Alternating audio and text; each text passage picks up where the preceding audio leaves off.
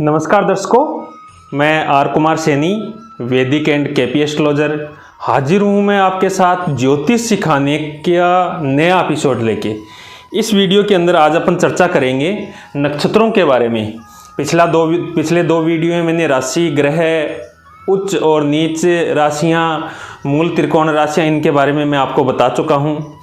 आज अपन बात करेंगे नक्षत्र, क्योंकि ग्रह और राशियों से ज़्यादा इम्पोर्टेंट और महत्व होता है नक्षत्रों का। अगर व्यक्ति को जब तक नक्षत्रों की गणना करनी नहीं आती है तब तक वो सही फलित है नहीं कर पाता है। इसलिए नक्षत्रों का ज्ञान होना बेहद ज़रूरी है। तो शुरू करते हैं। जैसा कि मैं आपको बता दूं कि एक नक्षत्र की डिग्री है वो 13 डिग्री 20 मिनट का होता है। एक नक्षत्र, जैसे कोई भी नक्षत्र पकड़ लो, जैसे अश्विनी नक्षत्र अपन ने पकड़ा, तो अश्विनी नक्षत्र है वो 13 डिग्री 20 मिनट का है। और एक नक्षत्र के अंदर 4 चरण होते हैं, यानी अश्विनी के अंदर 4 चरण आपको मिलेंगे।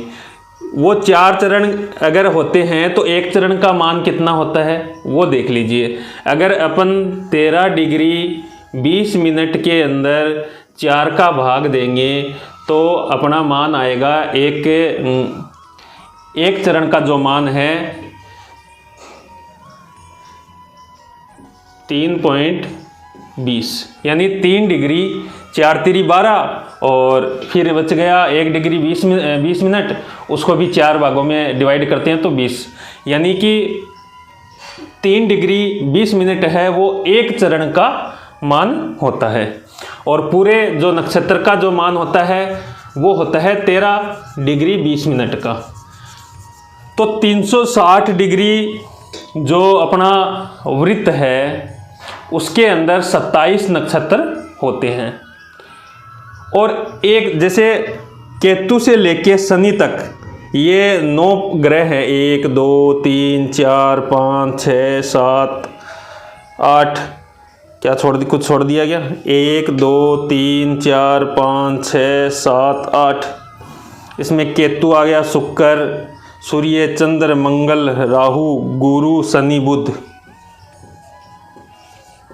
ये 9 ग्रह हैं। और नक्षत्रों का इनका जो स्थापित किया गया है वो भी सबसे पहले केतु का नक्षत्र आएगा। और महादशाओं में भी सबसे पहले जो महादशा शुरुआत होती है वो भी केतु की महादशा से होती है।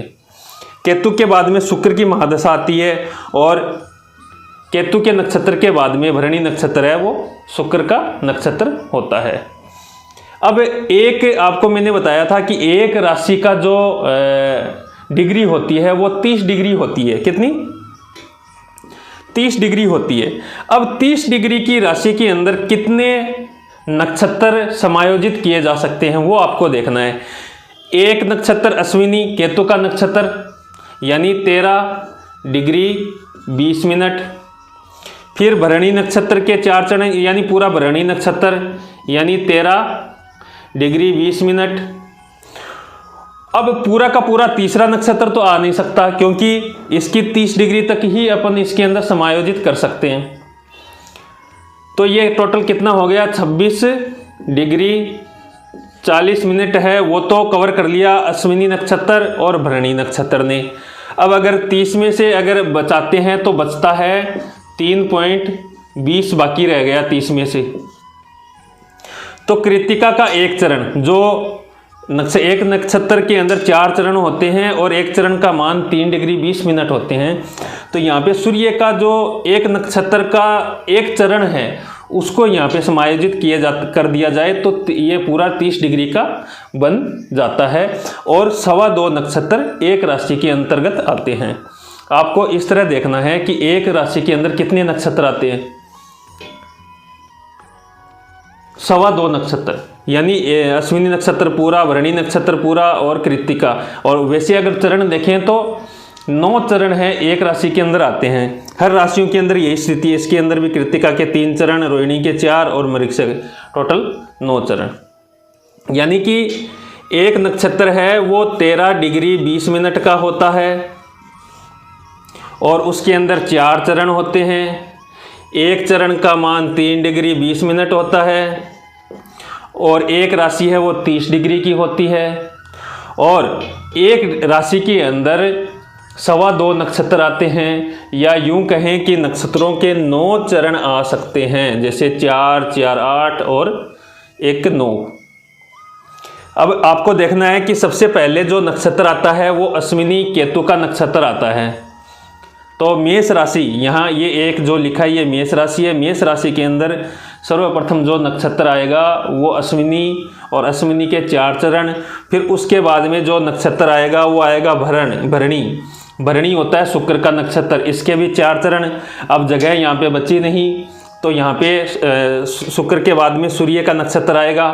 तो सूर्य का एक नक्षत्र, यानी यहाँ पे 9 चरण पूरे हुए, 2.25 नक्षत्र पूरे हुए, 30 डिग्री मान है वो पूरा हुआ। अब जो कृत्तिका के 3 चरण बच गए हैं वो अगली राशि के अंदर जाएंगे।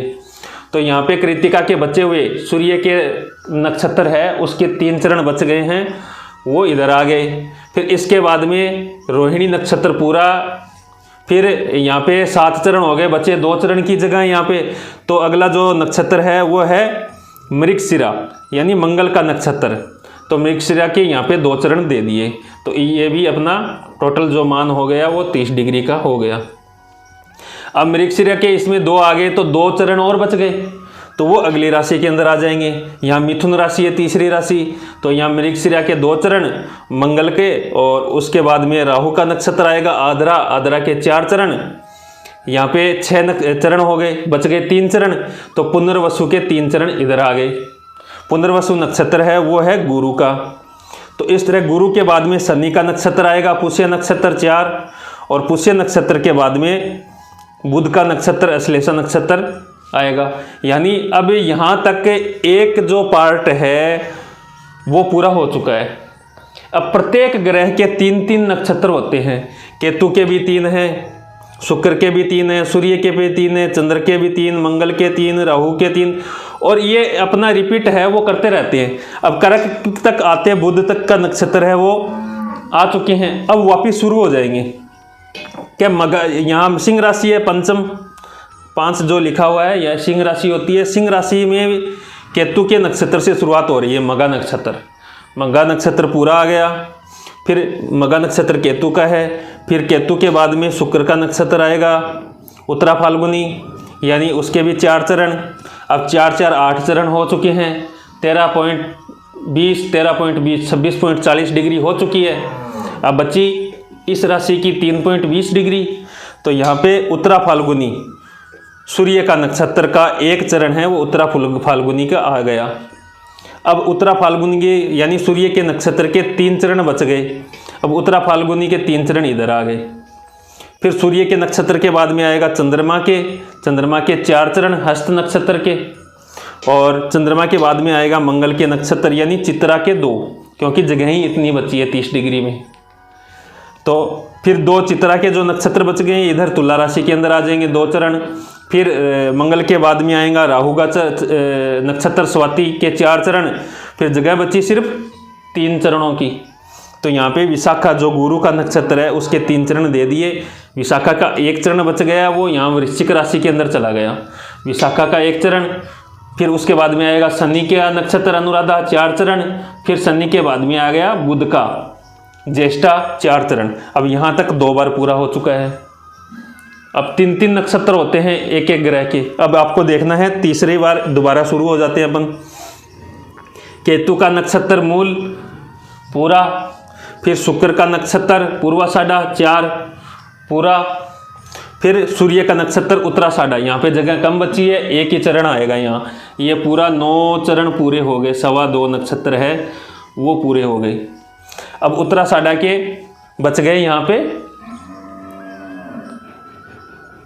3 चरण। अब उत्तराषाढ़ा के 3 चरण आ जाएंगे इधर।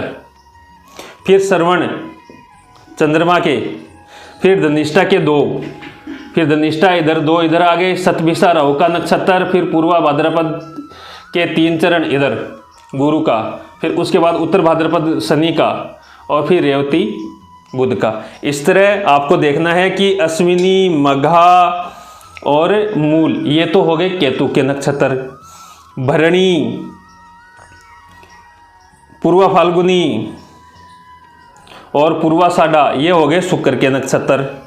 फिर कृतिका, उत्तरा फाल्गुनी और उत्तराषाढ़ा, ये हो गए सूर्य के नक्षत्र। फिर इधर आ जाओ रोहिणी, रोहिणी के बाद में इधर आ जाओ हस्त और इधर आ जाओ श्रवण, ये हो गए चंद्रमा के नक्षत्र। फिर इधर आ जाओ मृगशिरा मंगल का, इधर चित्रा मंगल का और इधर धनिष्ठा मंगल का। 3 नक्षत्र हो रहे हैं। अब राहु का गिनती करते हैं। राहु का 4 आद्रा और इधर आद्रा आ गया और इधर आ गया स्वाति राहु का नक्षत्र और इधर आ गया सतभिषा राहु का नक्षत्र। अब गुरु के भी 3 नक्षत्र गिनती करनी है। तो गुरु के हो गए पुनर्वसु 1 और विशाखा 2 और पूर्वा भाद्रपद 3, तीनों नक्षत्र हो गए। अब आते हैं शनि के नक्षत्र पे। पुष्य नक्षत्र 1, फिर इधर आ गए अनुराधा 2 और इधर उत्तरा भाद्रपद 3। अब आते हैं बुध के नक्षत्र के ऊपर। बुध का पहला जो नक्षत्र है वो है अश्लेषा, फिर उसके बाद में आता है ज्येष्ठा और उसके बाद में आता है रेवती। तो आपने कौन सी राशि के अंदर कौन से नक्षत्र पढ़ रहे हैं, एक नक्षत्र का मान कितना होता है, उसके अंदर कितने चरण होते हैं, एक चरण का मान कितना होता है, एक राशि के अंदर 2.25 नक्षत्र होते हैं, 2.25 नक्षत्रों का मान कितना होता है या 2.25 नक्षत्रों के अंदर कितने चरण होते हैं, कौन सा नक्षत्र किस किस ग्रह का है और किस हिसाब से महादशाएं चलती है।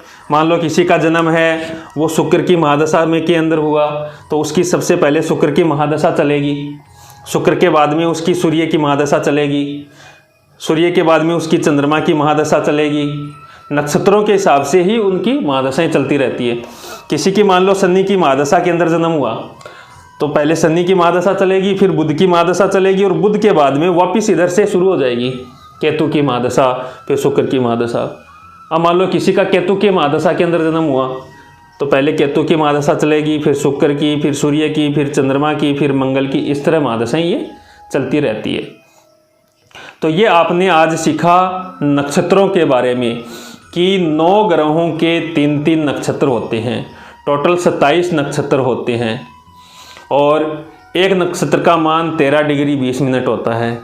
एक नक्षत्र के अंदर 4 चरण होते हैं, एक चरण का मान 3 डिग्री 20 मिनट होता है और एक राशि का मान है वो 30 डिग्री होता है।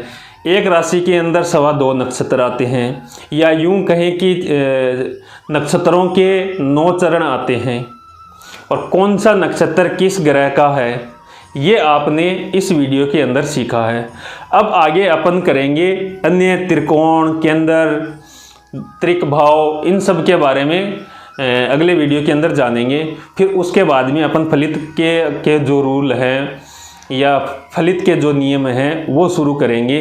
तो ज्योतिष सीखने के लिए बने रहिए मेरे साथ पूरा ध्यान से। अगर कोई आपके आसपास भी कोई ज्योतिष को सीखने के इच्छुक लोग हैं तो उनको भी वीडियो भेजते रहिए और वैदिक ज्ञान का प्रचार प्रसार है उसमें उसको करने में अपनी भागीदारी निभाएं। बहुत बहुत धन्यवाद। नमस्कार। जय हिंद, जय भारत।